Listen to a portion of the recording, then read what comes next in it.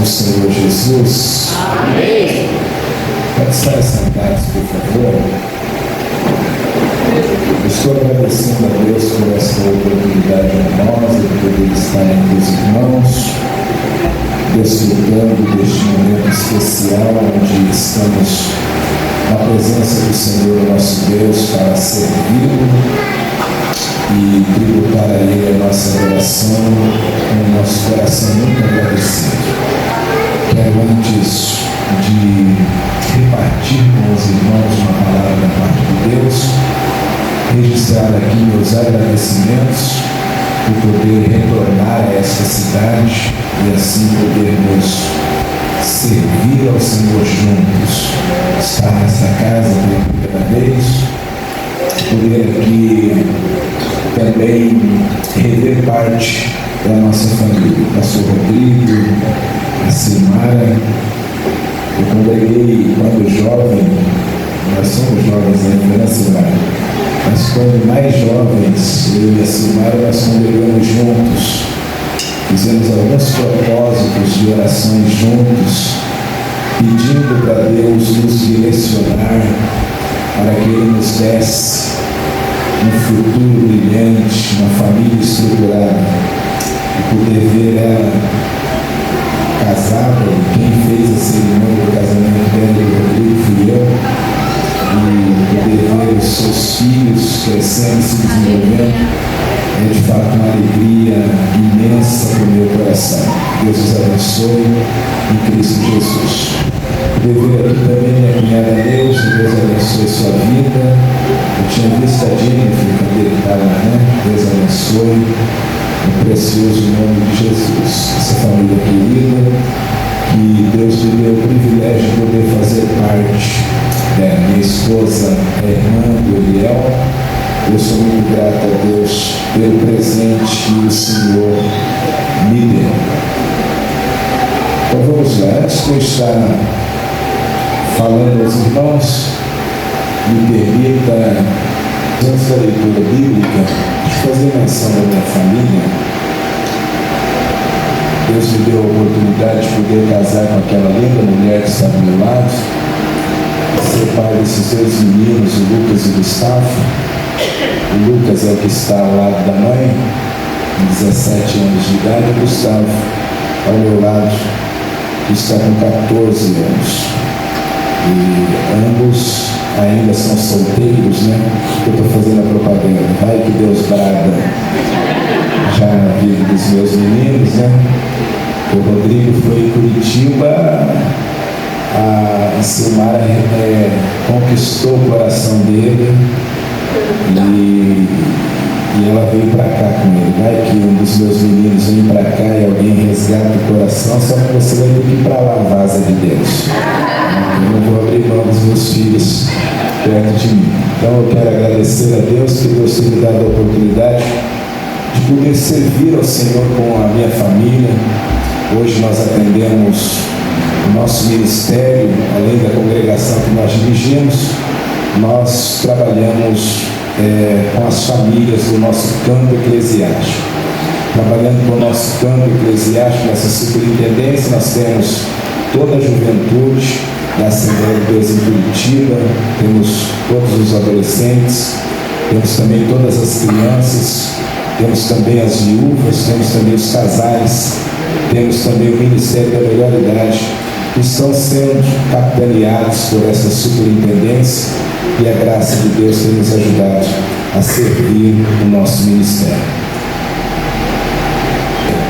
Então, o tema geral deste congresso, deste encontro, deste trabalho, ele fala sobre a importância da palavra de Deus. Inicialmente, o texto que eu disse aos irmãos localizarem, veja que Colossenses capítulo 3, o versículo de número 16, nos diz o seguinte: a palavra de Cristo habite em vós abundantemente, em toda sabedoria, ensinando-vos e admoestando-vos uns aos outros, com salmos, hinos e cânticos espirituais, cantando ao Senhor com gratidão em vossos corações. Observe este conselho do apóstolo Paulo em nos dizer que a palavra de Deus deve habitar no nosso coração abundantemente. A versão que diz que a palavra de Cristo habite ricamente em vossos corações. Veja que a ideia que Paulo está nos deixando é que nós não podemos ser pobres de Bíblia. Nós não podemos ter a palavra de Deus em escassez no nosso coração. Pelo contrário, nós devemos ter a palavra de Deus de modo abundante dentro dos nossos corações. Observe que o apóstolo Paulo está usando o verbo habitar. E a ideia deste verbo habitar é que a palavra de Cristo venha ter morada permanente. Por que eu digo isso? Porque é importante você entender que este verbo habitar, do texto grego, é o verbo que vem da palavra katoikel. A palavra katoikel é importante você valorizar e considerar ela, porque ela é diferente do termo paroikel. Porque quando você lê, por exemplo, Efésios capítulo 2, versículo 19, você vai ver Paulo falando que somos peregrinos e forasteiros, ou seja, nós somos aqui neste mundo pessoas que estão de passagem, pessoas que estão apenas transitando. Então, quando você usa o termo paroikel do grego para falar sobre uma habitação, é como que você estivesse falando de alguém que está habitando de maneira temporária. É como eu estou fazendo aqui neste final de semana. Eu cheguei agora à tarde e estou hospedado no hotel e estou ali e permanecerei ali até amanhã à noite, aonde eu tenho a previsão de retornar para a minha cidade. Então eu estou naquele quarto de hotel por passagem. Eu estou naquele quarto do hotel de maneira transitória. Eu estou naquele quarto de hotel por apenas uma ou no máximo 2 diárias. Isto quer dizer que eu estou apenas transitando por ali. Então eu usaria o termo paroikel. Agora, quando eu uso o termo katoikel, que traz a ideia de uma morada permanente, uma morada que aí é como se eu fosse o dono da casa, essa é a ideia do texto, né? Eu estou habitando de uma maneira permanente, não sou como um inquilino. Então essa é a ideia que Paulo está usando quando ele diz que a palavra de Cristo habite em vossos corações abundantemente. Ou seja, nós precisamos que a palavra de Deus não seja algo que apenas transite no nosso coração por um final de semana. A palavra de Deus não pode apenas estar no nosso coração somente no domingo pela manhã, no horário da escola bíblica dominical. A palavra de Deus não pode estar no nosso coração apenas no domingo à noite, e não pode estar no nosso coração apenas num momento de festividade, de confraternização. A ideia que Paulo está nos deixando é que a palavra de Deus que habita no domingo de manhã tem que habitar no domingo à tarde, no domingo à noite, na segunda-feira, na terça, na quarta, na quinta, na sexta e assim sucessivamente. Ela tem que estar permanentemente nos nossos corações. Essa palavra que habite a palavra de Cristo em vossos corações é a mesma palavra usada por Paulo quando ele escreveu Efésios capítulo 3, versículo de número 17.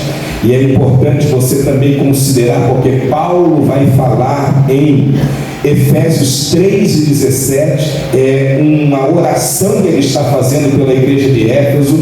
Ele se coloca de joelho por causa daquela igreja, ele pede para que aquela igreja fosse fortalecida através do Espírito Santo, de maneira que o Espírito Santo estivesse tomando o interior de cada crente. E aí no versículo de número 17, Paulo vai dizer assim: para que Cristo habite em vossos corações. Ou seja, quando eu trago a palavra para habitar no meu coração, quando eu trago Cristo para habitar no meu coração, eu não posso ter o Senhor Jesus e a sua palavra simplesmente como meu inquilino. Eu devo ter a coragem de entregar a chave da minha casa e dizer: Senhor Jesus, a chave é tua, o Senhor é o dono da casa, o Senhor pode fazer o que o Senhor quiser fazer para transformar todo o meu ser. Se o Senhor quiser mexer com as mobílias, pode mexer. Se o Senhor quiser fazer uma faxina, pode fazer. É você entregar todas as chaves e deixar Jesus entrar até naquele quartinho secreto, o quartinho da bagunça, que nem sempre você abre para as pessoas entrar, nem sempre você abre para que todo mundo conheça. É um lugar reservado, mas para Jesus não tem quarto reservado que ele não tenha que entrar, porque a nossa vida tem que ser inteiramente dele. Quem entende diz amém. A importância da palavra nos faz compreender o que o sábio Salomão disse em Provérbios 29:18. Em Provérbios 29:18, o sábio deixou claro que se não houver palavra, se não houver profecia, o povo se corrompe. Mas quando a nação guarda a lei, essa nação será feliz. Ou seja, o sábio está dizendo que por falta de palavra, por falta de mensagem, por falta das escrituras, o povo de Deus pode estar se corrompendo. Mas não será o caso da congregação aqui no Jardim Amália, porque os irmãos estão dispostos a receber a palavra, a guardar a palavra, a amar a palavra, a se apaixonar pela palavra de Deus. Olha aqui para mim, por favor. Tem um texto em 1 Samuel capítulo 3, versículo 1, que a Bíblia vai dizer que nos dias do sacerdote Eli, a Bíblia diz que as visões não eram frequentes e a palavra de Deus era muito rara. Todavia, antes que a lâmpada do templo se apagasse, Deus desceu na casa, chamou um menino pelo nome, levantou aquele menino como porta-voz, como atalaia, para que a graça de Deus viesse e se tornasse a manifestar em prol do povo de Deus naquele contexto. Olha aqui para mim, por favor. Eu quero profetizar em nome de Jesus que ainda que exista muitos lugares que a palavra de Deus não esteja tendo prioridade, as visões não estão sendo frequentes, Deus não esteja tendo liberdade para falar, eu quero em nome de Jesus ajudar você a entender que não será o caso desta congregação, porque Deus não vai permitir a lâmpada se apagar aqui. Ele vai levantar Samuel, ele vai levantar profeta, ele vai levantar atalaia, ele vai levantar mensageiro para a glória do seu nome, no nome precioso de Jesus. Então, pensar na importância da palavra é você lembrar de Romanos 10 e 17. Por quê? Porque quando eu olho Romanos 10 e 17, você sabe que ali o texto vai falar que a fé, ela vem pelo ouvir e ouvir a palavra de Deus. Então a fé é extremamente necessário para aquele que quer se relacionar com Deus. Hebreus 11:6, a Bíblia já diz que sem fé é impossível agradar a Deus. É necessário que aquele que se aproxima de Deus creia que Ele existe, que Ele é galardoador de todos os que o buscam. Então a fé, ela é adquirida, ela é acrescentada, ela é revitalizada a partir do momento que você passa a ouvir o que Deus tem a falar. A palavra é tão importante que ela não somente gera fé, mas se você analisar à luz das Escrituras, você vai ver que o nosso chamado para o Evangelho se deu também pela palavra. Tem uma oração de Jesus em João capítulo 17, que é chamada de oração sacerdotal, e nesta oração sacerdotal, a Bíblia vai dizer que Jesus ora pelos seus discípulos e não somente por aqueles que estavam ali. De acordo com o versículo 15, Jesus disse: Pai, eu não estou pedindo para o Senhor os tirar do mundo, mas que o Senhor os livre do mal. No versículo 20, Jesus vai dizer: Pai, a minha oração não é somente por estes, mas por todos aqueles que hão de crer em mim pela tua palavra. Então veja bem que Jesus está garantindo que a fé, aleluia, ela vem pela palavra, mas também o nosso chamado se dá pela palavra de Deus. Olha que oração poderosa. Jesus orou há mais de 2000 anos atrás, mas ele já estava te vendo nesta noite de 16 de novembro de 2024, porque ele te chamou nesse tempo para você fazer parte dos salvos e escolhidos por ele. Outra coisa importante você entender, pensando também na importância da palavra, é você estar observando que o nosso nascimento espiritual se dá também pela palavra. Lembra de 1 Pedro 1:23? Pedro vai dizer que nós fomos gerados não de uma semente corruptível, mas da incorruptível, que é a palavra de Deus.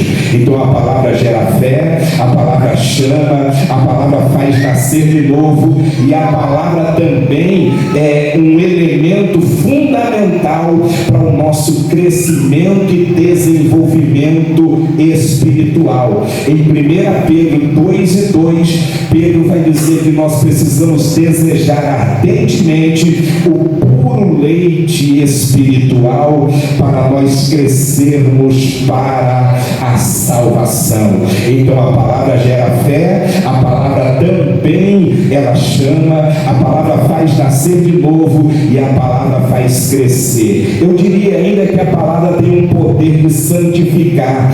João 17:17, na oração sacerdotal que disse há pouco, nesse versículo 17, Jesus vai dizer: santifica-os na verdade, porque a tua palavra é a verdade. Então a gente poderia expandir ainda essa ideia de pensar na importância da palavra de Deus usando 2 Timóteo 3:16 e 17, porque Paulo vai falar da inspiração da palavra e que ela é tão poderosa que ela é útil para o ensino. Isto quer dizer que ela mostra aquilo que é certo, ela é útil para a repreensão, ou seja, ela mostra o que é errado, ela é útil para a correção, ela mostra para você como fazer a coisa certa, e ela é também útil para a educação na justiça, ou seja, ela te ajuda a permanecer naquilo que é certo. E o versículo 17, Paulo vai dizer em 2 Timóteo 3 que a palavra de Deus ela é tão poderosa que é ela quem prepara o homem de Deus, para que ele seja habilitado e útil no serviço do Senhor. Você pode perceber que ao longo desses anos que você tem sido discipulado, que você tem sido acompanhada, você vem crescendo, Deus vem te capacitando, Deus está investindo em você, e você tem se tornado um crente completo, ou seja, em processo de completude e estando buscando uma boa forma para servir a Deus, preparando-se então para o serviço do Senhor. Por isso que quando a gente olha o Salmo 119, verso de número 105, a gente então entende melhor que esta palavra é mesmo lâmpada para os nossos pés e ela é luz para o nosso caminho. Essa palavra que nos fortalece, nos guia, e ela que traz a revelação de todo o propósito de Deus para com as nossas vidas. Glória seja dada ao nome do Senhor. Agora, me foi proposto um tema para a noite de hoje, e esse tema, ele fala sobre pais e filhos estruturados na palavra. Eu gostaria de usar o texto de Malaquias, o último versículo de Malaquias.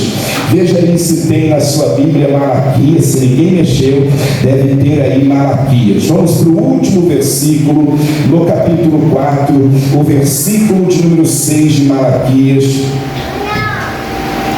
Eu gostaria de usar este texto para então estar abordando de modo mais preciso esta proposta: pais e filhos estruturados na palavra. Glória seja dada ao nome do Senhor. Olha o que diz o texto: e converterá o coração dos pais aos filhos, e o coração dos filhos a seus pais, para que eu não venha e fira a terra com maldição. Olha que texto interessante. Deus está trazendo uma palavra alusiva ao seu povo, e esse texto está nos ensinando que a transformação do povo de Deus vai começar no seio da família, vai começar dentro do lar. Até porque o Evangelho tem que começar dentro do lar, o Evangelho tem que começar dentro de casa. A gente só vai ter uma igreja forte se as nossas famílias forem fortes. Então nós precisamos entender que a proposta de Deus para nós nesta noite é restaurar relacionamentos. E veja que esse texto está nos ensinando que Deus, ele vai suspender, Deus é capaz de retirar, Deus, ele está pronto a extrair qualquer sentença de maldição a partir de uma conversão recíproca dos nossos corações dentro dos nossos lares. Deus está dizendo: eu tenho uma direção para a tua família, eu tenho uma direção para restaurar a tua casa, e eu vou fazer isto começando pelo teu coração. O teu coração de pai, o teu coração de mãe, o teu coração de filho, o teu coração de filha. Deus está querendo restaurar nesta noite. Ou seja, Deus está falando: eu quero trazer de volta o amor genuíno, eu quero trazer de volta o amor puro, eu quero trazer de volta o amor verdadeiro. Eu não quero ajudar você a apenas resolver os conflitos de dentro da tua casa. Eu quero primeiro mudar o teu coração, eu quero mudar você por dentro, eu quero trazer um alinhamento espiritual, eu quero restabelecer os laços da comunhão dentro da tua casa, no seio da tua família. Glória seja dada ao nome do Senhor. Então a proposta de Deus é o seguinte: eu não quero famílias isoladas, eu não quero pais distantes de filhos e nem filhos distantes de pais. Eu quero trazer comunhão, comunhão, eu quero trazer proximidade, eu quero trazer intimidade. Bendito seja o nome do Senhor. E veja que Deus está falando isso para uma certa urgência. Se você voltar o teu coração para o teu filho, e você, filho, voltar o teu coração para o seu pai, Deus está dizendo: eu vou repreender maldição e vou operar uma obra de salvação completa, de redenção plena na tua casa, na tua família. Quem está me entendendo, diga amém. Glória a Deus. Então, queridos, é importante a gente entender que a verdadeira herança para nós restaurarmos a nossa casa, o nosso lar, é mesmo a palavra de Deus, porque ela é o alicerce, ela é o suporte da nossa família. Então eu gostaria de iniciar lembrando você que nós, como pais que aqui estamos, pai e mãe, nós precisamos lembrar que devemos ser o referencial na vida dos nossos filhos.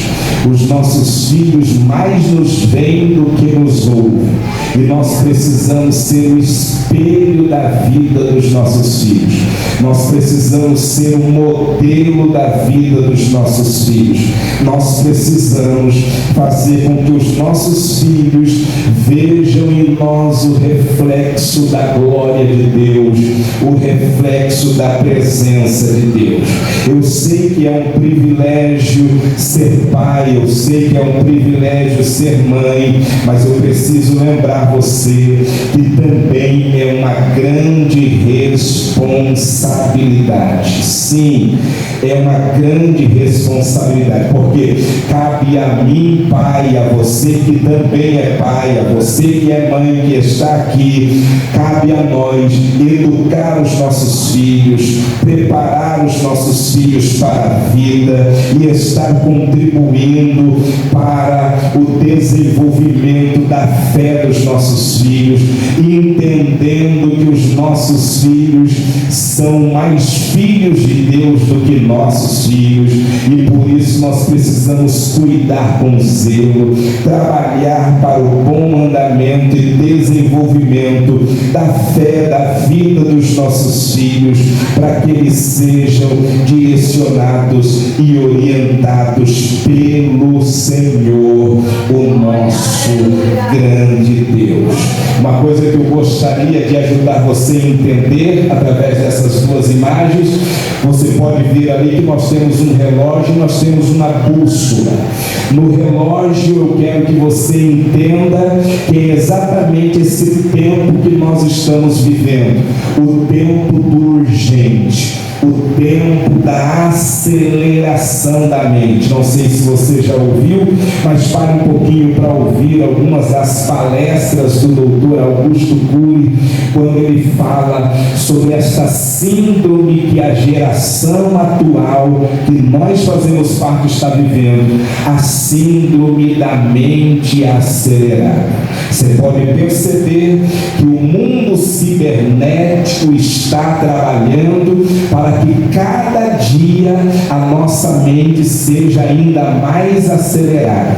Pode perceber, começou com os grandes seriados da Netflix e você fica ali empolgado e cria-se uma maratona para você terminar aquela série. E aí você fica horas e horas e horas com aqueles vídeos curtos que parece que nunca termina. E às vezes tem gente que vai madrugada dentro para terminar uma série da Netflix. Aí veja que o TikTok agora, com esses vídeos curtos de 30 segundos, vem trabalhando para que a tua mente seja ainda mais acelerada. Pode perceber que você não tem tanta paciência de escutar hoje uma pregação de 1 hora, 1h30, 40 minutos. Você não tem mais tempo para isso, até porque você prefere os cortes, que daí você pega aquele assunto e os principais cortes que traz o o resumo daquele assunto,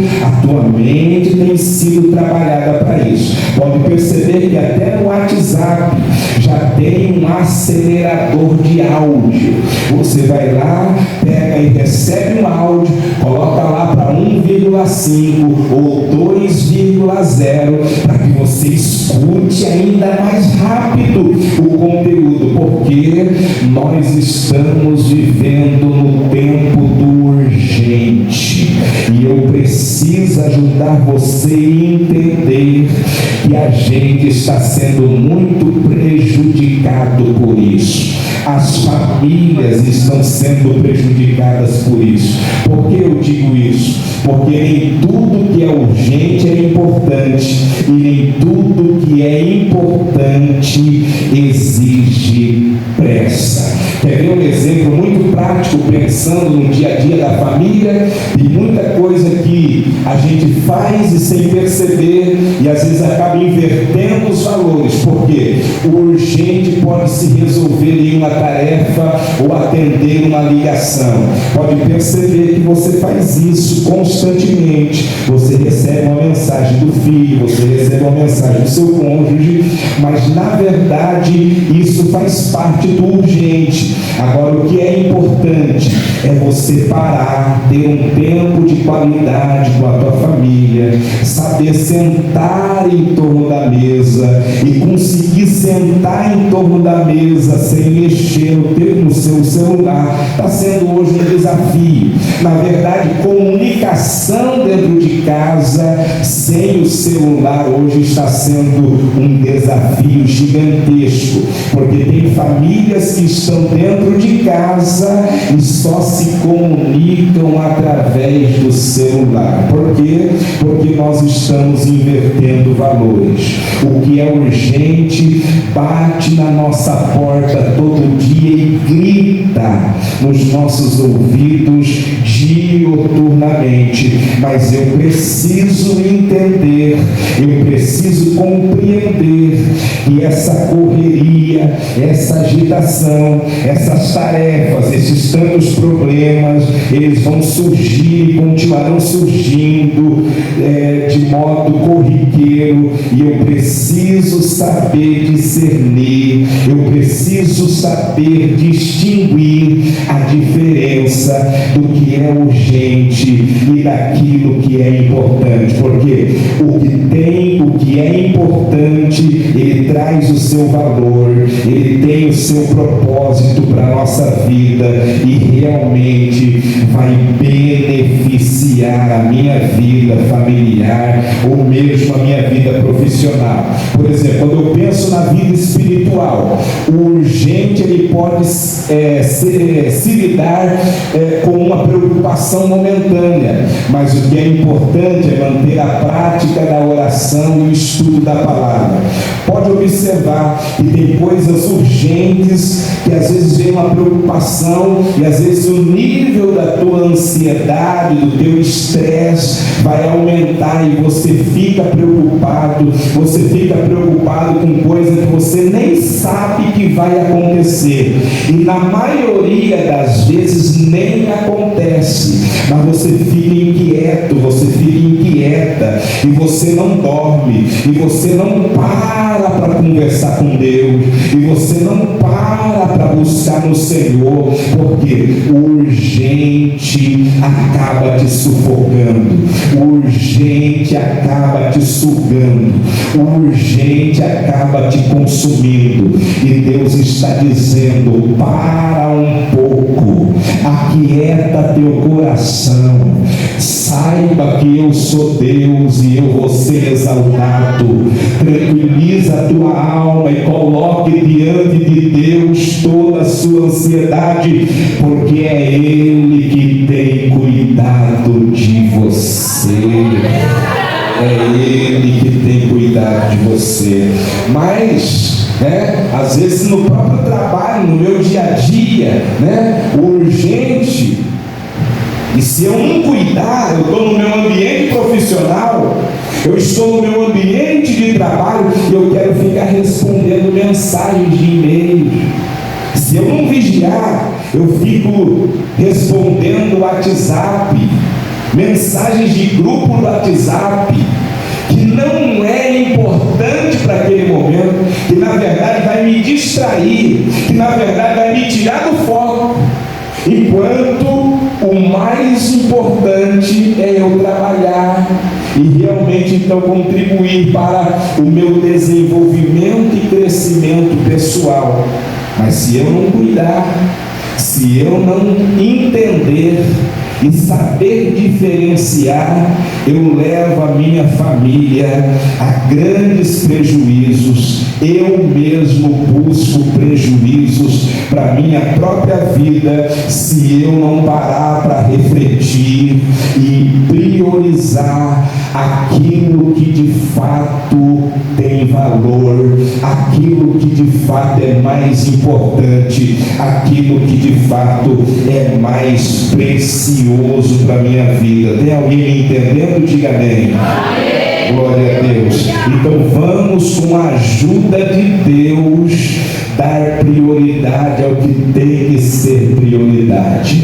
Buscai em primeiro lugar o reino de Deus e a sua justiça, e todas essas outras coisas transitórias, passageiras, efêmeras, corriqueiras, o Senhor está dizendo, elas poderão ser acrescentadas, mas eu preciso valorizar aquilo que realmente tem valor para a glória de Deus. Ok? Então, pensando nesse texto, de Malaquias 4 e 6, pais e filhos convertidos uns aos outros, eu preciso permitir Deus trabalhar no âmago do meu ser. Eu preciso permitir Deus trabalhar no meu coração. Eu preciso permitir que o meu coração seja um coração inteiramente do Senhor. Eu não posso estar com o meu coração contaminado se eu quero ver a restauração de Deus na minha casa. Não tem como, irmãos. É importante você considerar. Salomão já vai dizer em Provérbios 4:23 que o nosso coração deve ser preservado, deve ser guardado. De tudo que se deve guardar, guarda o teu coração, diz a Bíblia, porque é dele que procede as saídas da vida. Então tudo começa aqui. Por isso meu coração não pode estar contaminado. O meu coração tem que ser um coração limpo. O meu coração tem que ser um coração puro. O meu coração tem que ser um coração voltado inteiramente para o Senhor nosso Deus.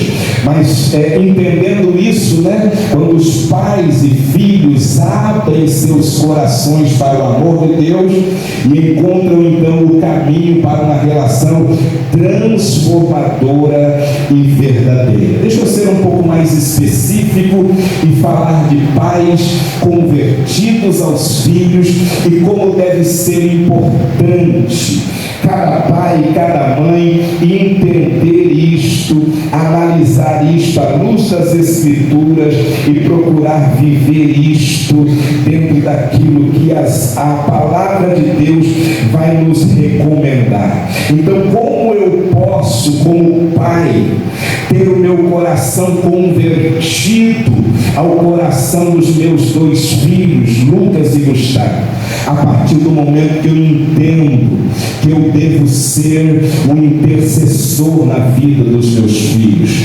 Quando eu oro pela vida dos meus filhos, eu estou dizendo, o meu coração está convertido para eles.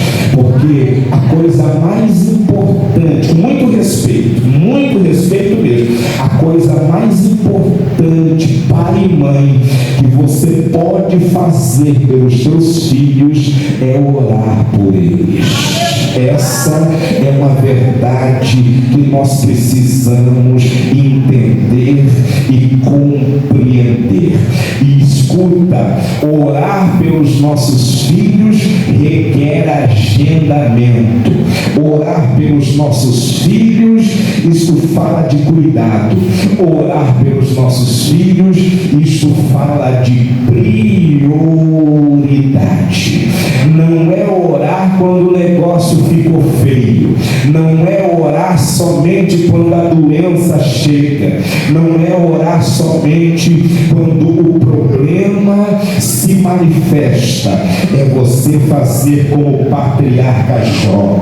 Eu acho lindo o exemplo de Jó, porque a Bíblia vai nos dizer que Jó orava diariamente pelos seus filhos, perseverantemente e nominalmente. Jó tinha 10 filhos e a Bíblia diz que todos os dias ele oferecia sacrifícios ao Senhor conforme o número de seus filhos.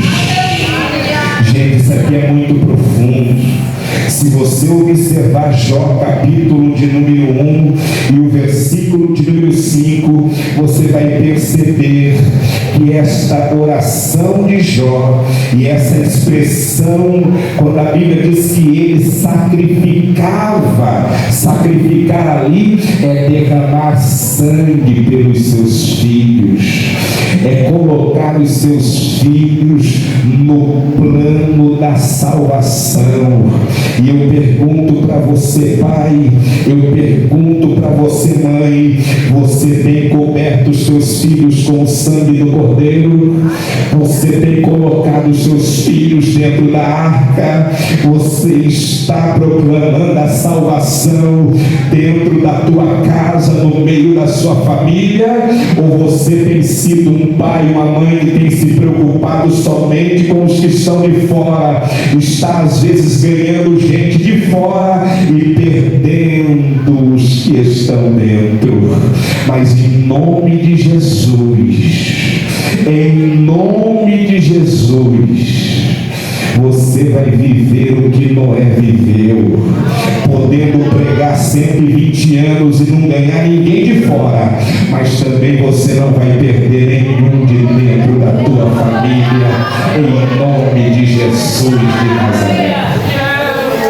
Aleluia.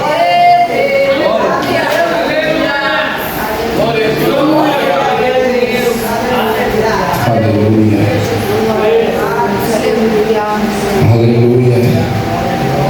Então coloque na tua agenda de oração, orar todos os dias pelos teus filhos, ser perseverante na oração. Os teus filhos, e você precisa entender, não seja como Ló, que amou mais o dinheiro do que as suas próprias filhas. Porque quem foi que levou as filhas de Ló para Sodoma e Gomorra, senão o próprio pai? Porque olhou as campinas verdejantes, porque olhou o que a vida material poderia lhe proporcionar. E é duro dizer, mas é uma verdade escrita no livro sagrado, que os genros de Ló foram destruídos com fogo e enxofre. Sua mulher virou uma estátua de sal. E infelizmente ele tornou-se pai dos seus netos e avô dos seus próprios filhos.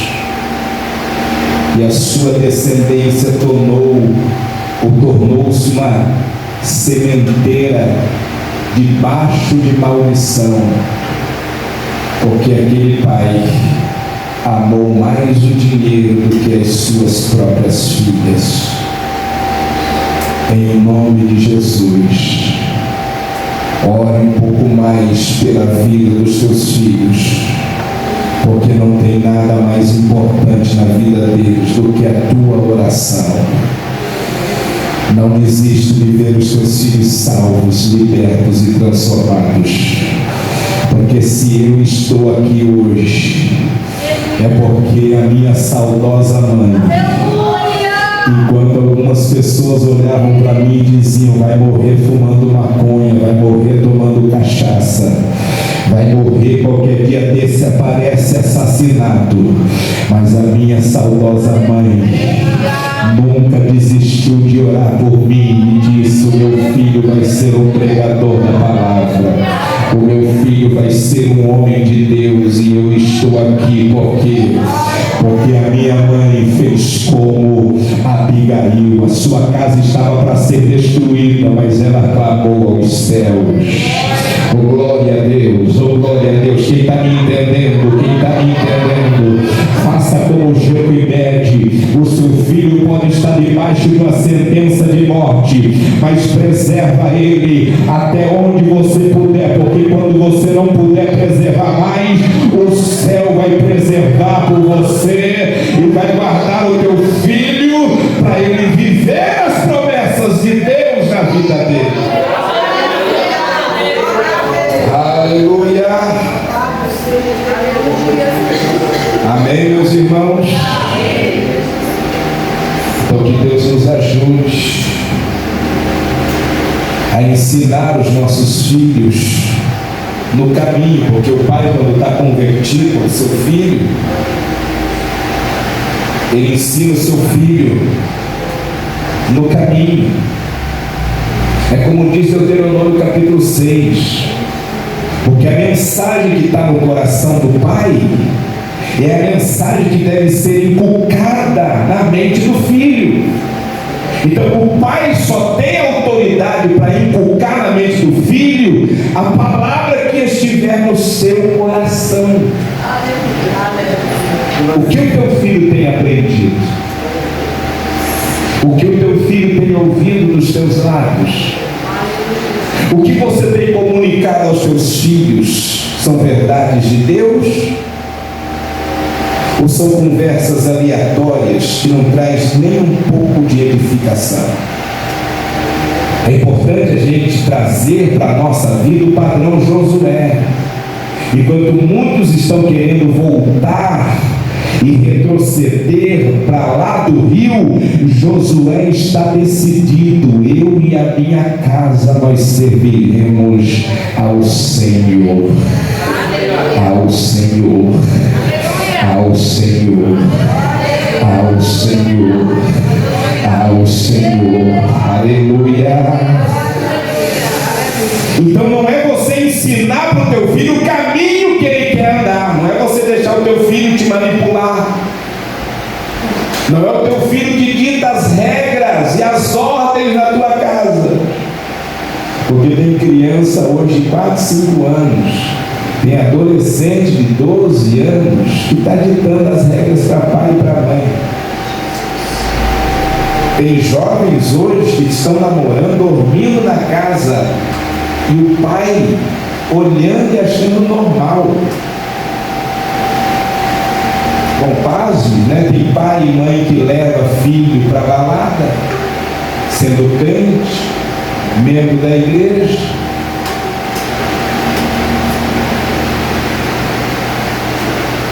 Pesquisas afirmam que tem 25% de filhos que estão dormindo com a namorada na frente dos pais.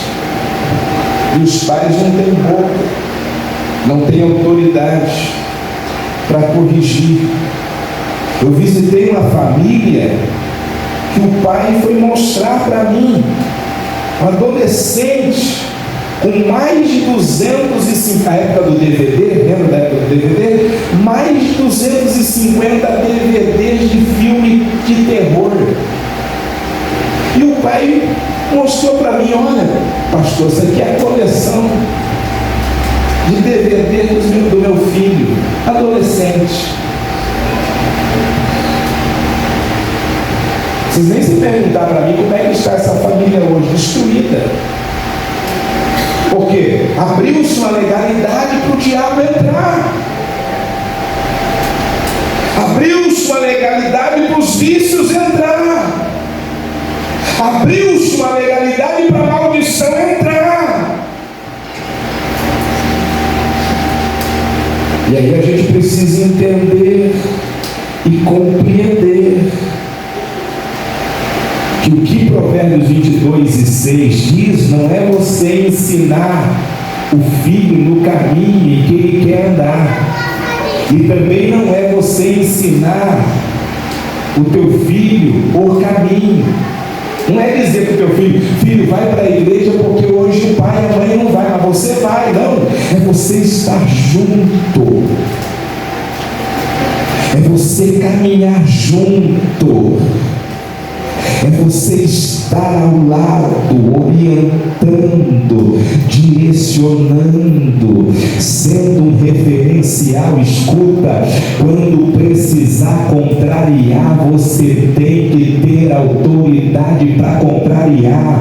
Olha para Davi e veja, Davi é conhecido na Bíblia como um homem segundo o coração de Deus, como um grande músico, como um grande líder, como um grande guerreiro. O maior rei que Israel já teve é Davi, este nome. Mas se você ler 1 Reis capítulo 1 versículo 6, você vai ver que ele não teve autoridade para contrariar a rebeldia e a maldade no coração dos seus filhos, e ele teve o desprazer de ver os seus filhos se levantando contra ele, a sua família indo de mal a pior.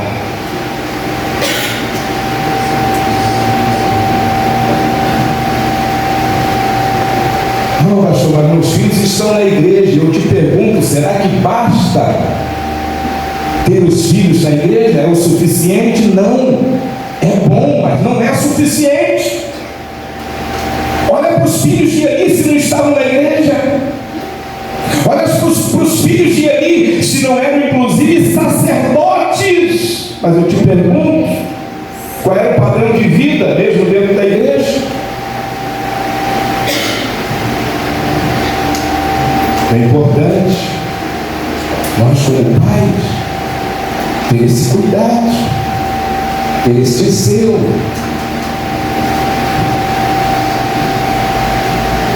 Outra coisa que eu acho interessante e que eu percebo que tem faltado nos dias atuais,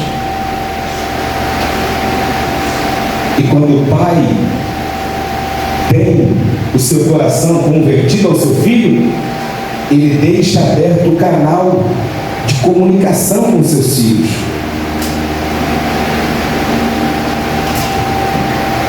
Você sabia que tem pais que não estão dando acesso aos seus próprios filhos? Trabalha muito, corre muito, atende muita gente, mas não está dialogando com o seu próprio filho, até porque o diálogo parece se tornando cadáver dentro de muitas famílias. E é importante lembrar que a comunicação ainda é o oxigênio dentro de casa. A morte e a vida estão no poder da língua, diz o Salmo em Provérbios 18, no versículo 21. Por que há cônjuges divorciados? Porque perdeu-se o diálogo. Por que tem pais divorciados dos filhos? Porque não se conversa mais. Você pode perceber que é fácil você ficar 2 horas. Eu sei que eu estou falando baixo, porque tem gente que fica mais.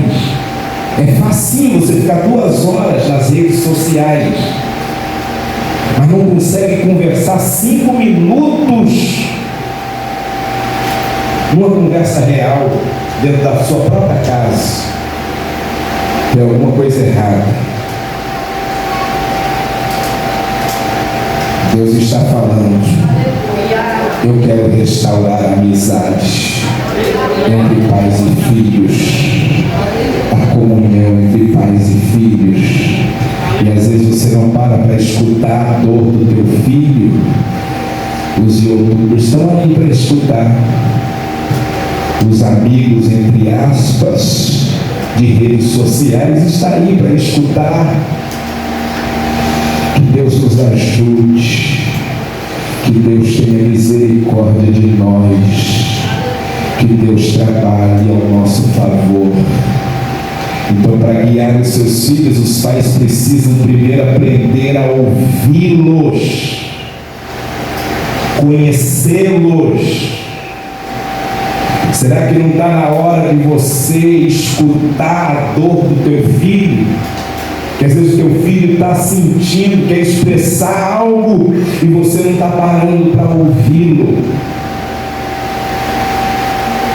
Aí quando chegar na fase da adolescência, aí você quer que ele conta tudo para você. Você não aprendeu a ouvir ele quando criança. Você acha que ele vai ter coragem de te ouvir quando ele estiver adolescente?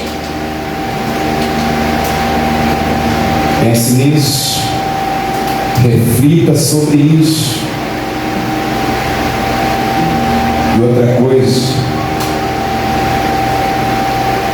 quer que teu coração esteja convertido ao teu filho?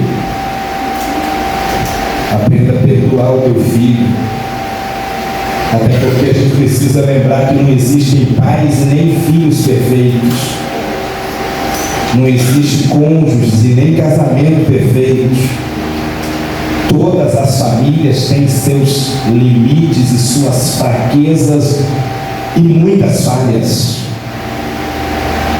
Mas eu preciso aprender a perdoar. Estar disposto a liberar perdão. Amém, irmãos? Amém. Vamos para frente. Filhos convertidos aos pais. O tempo não está permitindo eu avançar. 9 horas, né, ok? Já está terminando, mas escuta. Os filhos também precisam ter os seus corações voltados aos seus pais. Filho que tem o coração convertido ao pai é um filho que vai obedecer. Pai e mãe no temor do Senhor. Êxodo capítulo 20, versículo 12 vai falar disso. Paulo repete o mandamento dizendo que é o único mandamento como promessa em Efésios capítulo 6, nos 3 primeiros versículos. E é importante você considerar que, além de Paulo falar sobre a obediência, ele fala também que os filhos devem estar honrando os seus pais. O que é honrar? É enaltecer o teu pai e a tua mãe. O que é honrar é exaltar o teu pai e a tua mãe. O que é honrar é falar bem do teu pai e da tua mãe.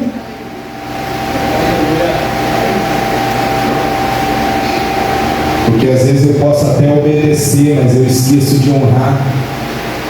Quer ver um exemplo? Um motorista, quando ele está transitando por alguma avenida, ele até pode obedecer o guarda de trânsito, mas não significa dizer que ele vai honrar o guarda de trânsito. Tem gente que está no seu ambiente de trabalho, ele até obedece o seu patrão, o seu supervisor, o seu superior, mas às vezes está fazendo chacota no seu pensamento. Quer ver um exemplo bíblico? O irmão do filho pródigo, ele obedecia ao pai, mas nunca honrou o pai. Por quê? Quando o pai tomou a decisão de acolher o pródigo, de matar o bezerro cevado por conta da restauração da vida do pródigo, o irmão mais velho se doeu. Eu estou aqui há tanto tempo, o senhor nunca me deu nenhum bezerro. Então ele obedecia, mas não honrava. E Deus quer mudar o coração de filhos aqui nessa noite. Para você aprender a ouvir e acatar com humildade, respeito, entendendo que o teu pai e a tua mãe têm uma visão muito mais ampla do que a sua visão. Tenha o teu coração agradecido, porque quando o filho tem o coração convertido ao pai, porque tem pai e mãe que às vezes dá a vida pelo filho, saúde, sangue, suor, lágrimas, e tem filho que não é agradecido, que ainda reclama, que ainda murmura, que ainda questiona. Então tenha gestos de gratidão, atitudes de gratidão, use palavras para agradecer. Não seja agressivo em palavras, porque às vezes você está machucando o coração da tua mãe e do teu pai com palavras duras.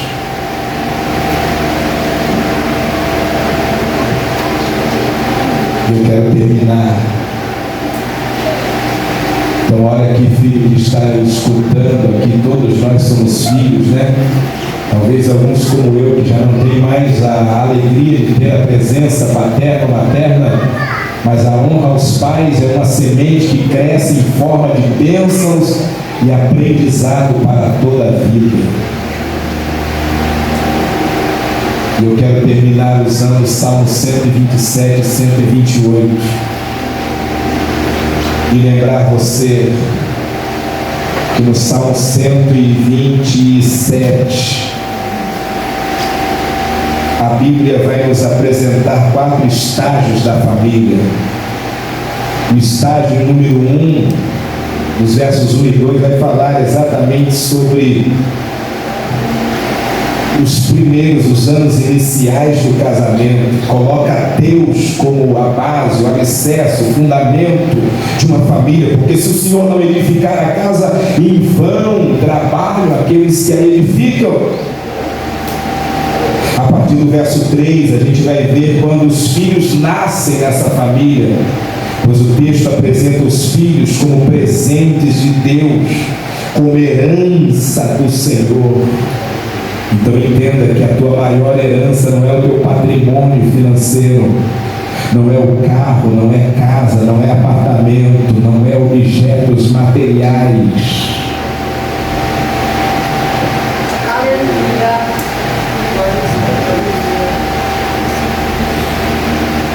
E veja aqui ainda nesses versos 3 e 5, quando a Bíblia diz que os filhos como herança do Senhor, e o texto chama de bem-aventurado aquele que enche deles a sua aljava. O texto está dizendo que os pais devem ser o suporte para os seus filhos. Assim como um guerreiro que está indo para o combate, ele carrega as suas flechas nas costas antes de usar as suas mãos. Assim também somos nós pais. Primeiro a gente carrega os nossos filhos no nosso coração, a gente sonha com eles, a gente planeja eles aqui dentro do coração.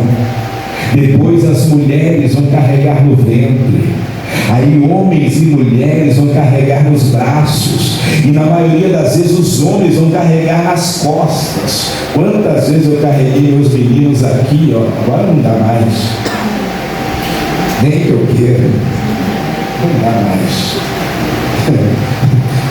Mas é muito legal isso, saber que Deus nos fez como suporte dos nossos filhos, suporte espiritual, suporte emocional, suporte psicológico, suporte moral, suporte financeiro, porque a gente carrega os nossos filhos no bolso.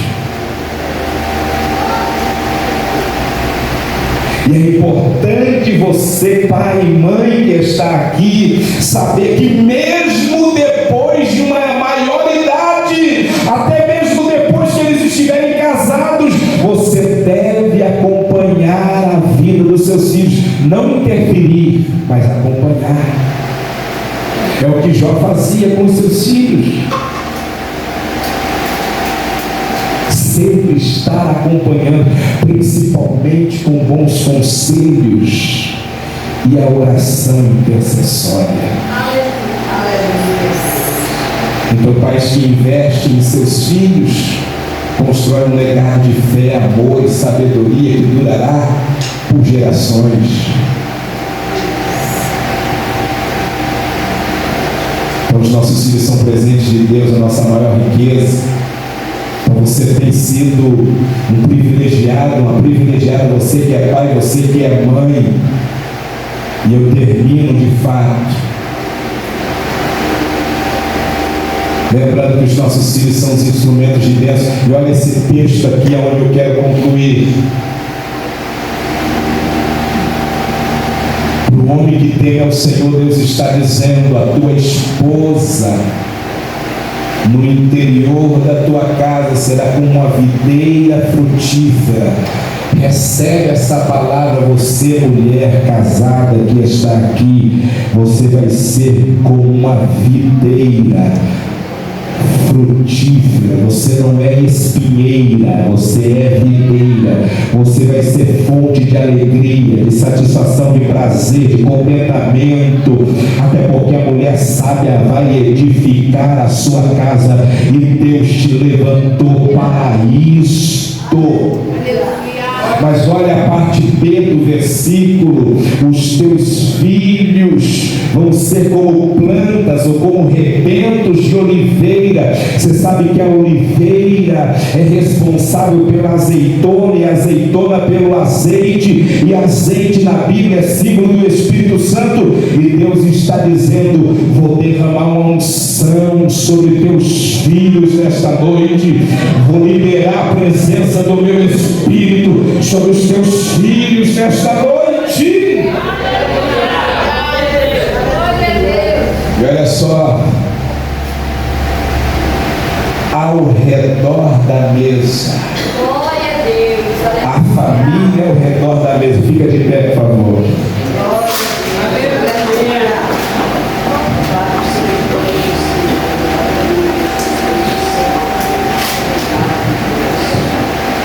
Me permita eu profetizar 6 coisas que Deus está sinalizando que vai fazer dentro da tua casa, em prol da tua família, para estruturar melhor o teu convívio com os teus filhos e com os teus pais. Você está preparado para receber?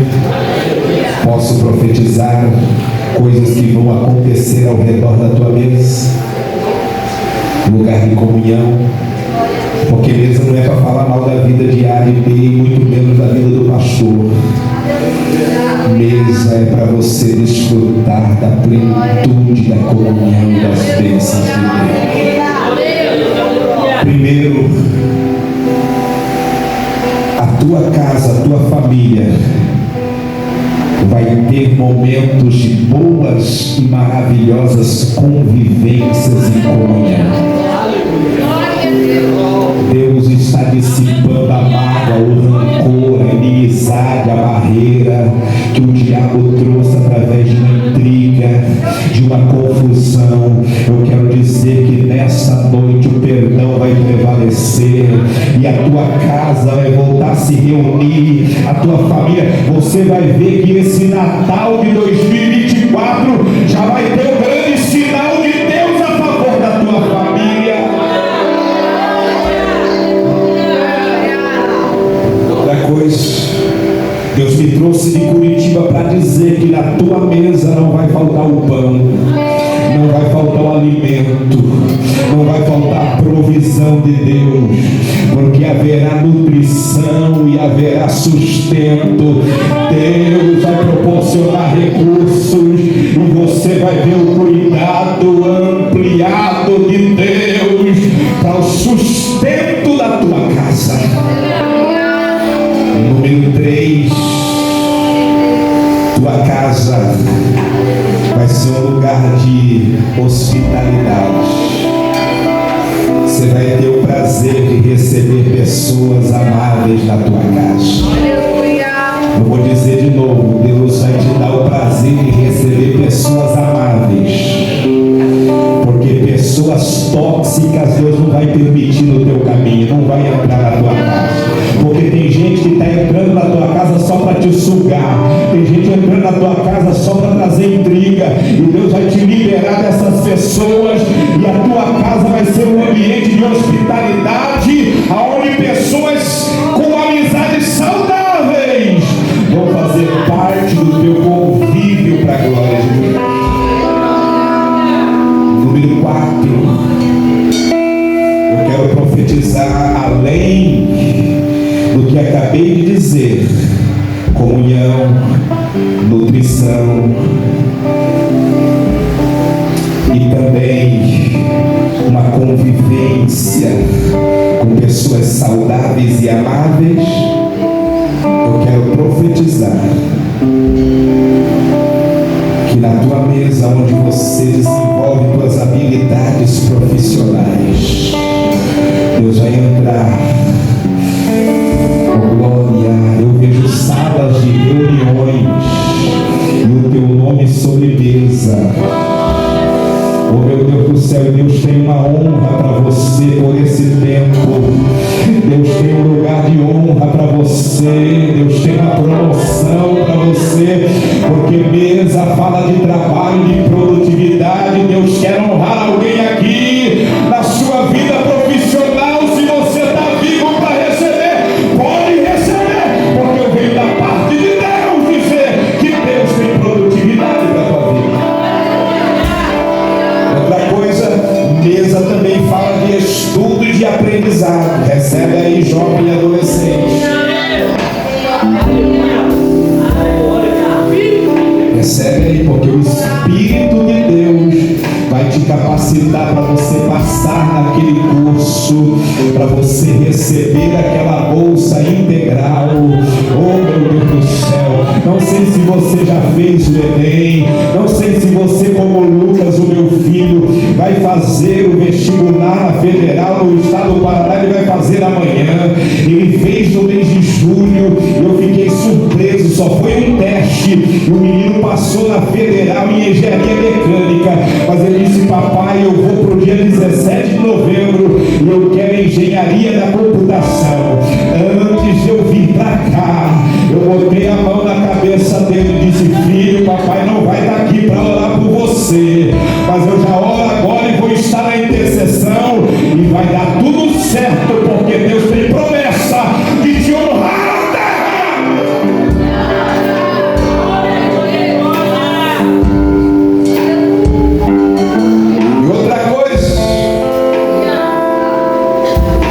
Profetizar que a ordem de Deus vai chegar na tua casa.